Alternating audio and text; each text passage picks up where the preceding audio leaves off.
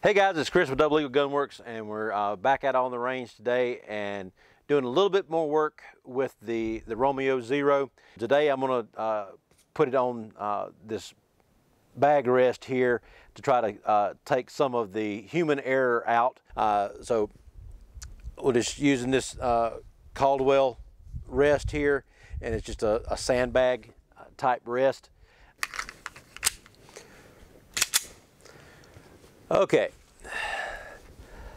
so I've got the dot lined up on the X here, and with holding everything on the bag, let's see how it's going to actually shoot. Close to where I was aiming. I may have pulled it a little bit or just pushed it down a little bit. It's bouncing on me. Okay, so it looks like I'm actually hitting a little bit right of where I've got the dot aimed.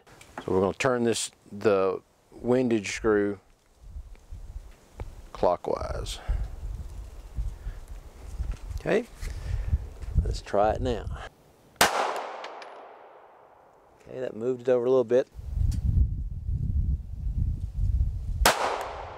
Okay, so I adjusted it over to where it should be hitting a little bit more to the left now, and let's see how we're hitting on that.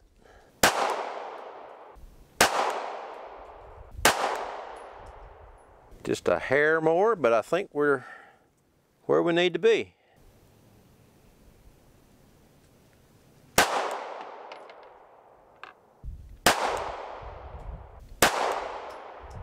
Okay, I think we may have this thing dialed in finally. The laser bore sight, and then just trying to line it up with the sights, it works to some degree, but until you can take the human factor out of it and make sure that you're not getting any excess movement that way, then it's you don't really know for sure whether or not it is truly lined up.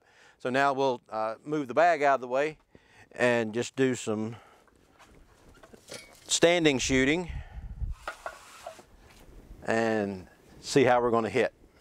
I'm going to go for the 9 in the upper 9 on the middle ring. Okay, am I pulling it or what?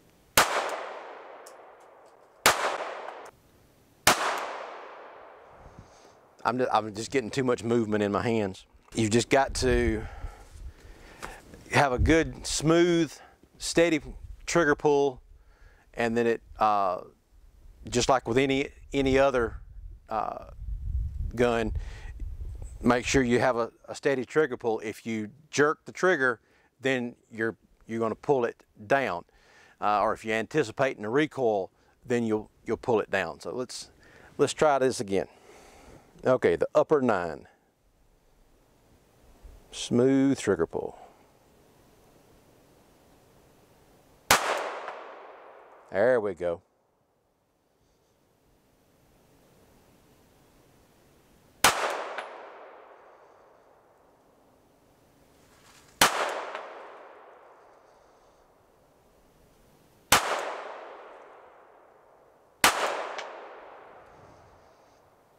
That's better. What made the difference? Trigger pull. You just paid more attention. Pay more attention to the trigger. Make sure that you're not jerking the trigger or you're anticipating a recoil.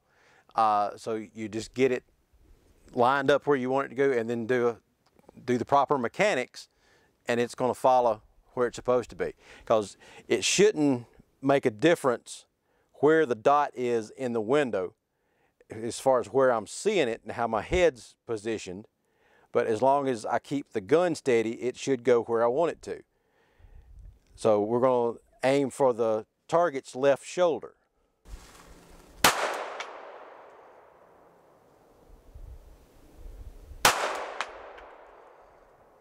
And I pulled that one down a little bit because I jerked the trigger.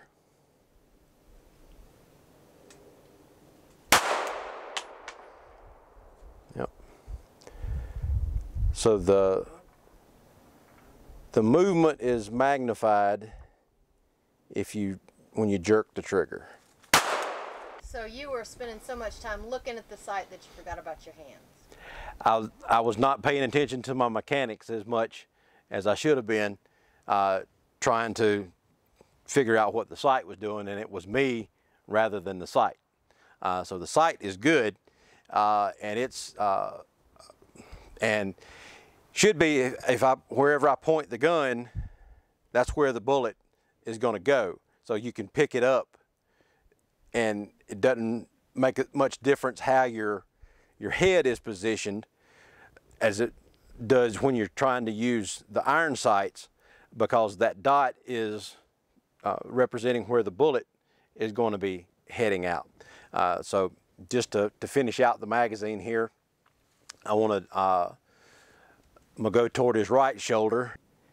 The dot actually offset in the window here rather than dead center of the window. The dot's more in the upper right corner of the window, but I'm aiming at his right shoulder.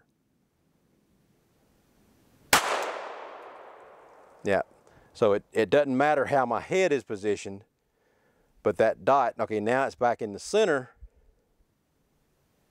still aimed at the right shoulder. As long as you keep your mechanics proper, that bullet will go where that dot is aimed. So the moral of this story is it's not a substitute for anything, it's an augmentation. Yeah, it's an augmentation. You can't have poor trigger mechanics and get any kind of accuracy no matter what kind of sights you're using, whether you're using a red dot sight or whether you're using iron sights. You got to have good mechanics to be able to make the shot effective and to have effective accuracy. You can get it on the target, because I was hitting on the target, but I wasn't hitting where I was aiming on the target because of poor mechanics as far as the trigger pull. So keep that trigger pull nice and steady.